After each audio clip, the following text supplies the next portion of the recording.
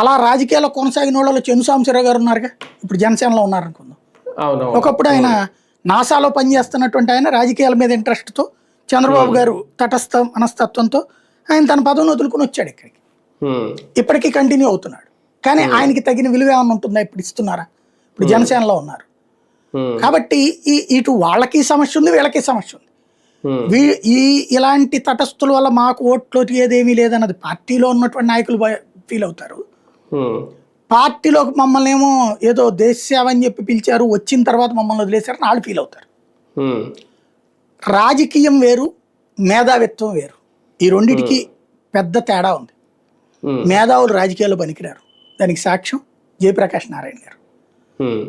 లేదా దేశవ్యాప్తంగా కూడా బలమైనటువంటి ఇప్పుడు కిరణ్ బేడి లాంటిది బీజేపీ తరపున కుదిరింది తప్పించి ఆవిడని ప్రజలు ఎన్నుకోలా.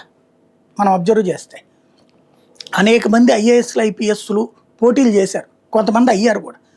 రాజకీయం అలవాటైన వాళ్ళు సక్సెస్ అవుతున్నారు. ఇప్పుడు ఫర్ ఎగ్జాంపుల్ ఆయన తెనేటి కృష్ణప్రసాద్ బాపట్ల ఎంపీ. రాజకీయం ఆయన ఇంతకుముందు వాస్తవంగా విజయవాడ పోలీస్ కమిషనర్గా చేశారు. రాష్ట్ర విభజన తర్వాత ఆయన తెలంగాణని ఆప్ట్ చేసుకున్నారు. తెలంగాణలో డీజీ స్థాయిలో రిటైర్ అయ్యారు ఆయన. అయ్యి బీజేపీలో చేరారు ఆయన.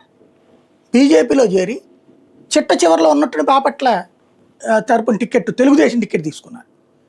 నందిగం సురేష్ మీద గెలిచేశారు భారీ మెజారిటీతో. ఇవాళ మన ప్యానల్ స్పీకర్గా కూడా ఉన్నారు.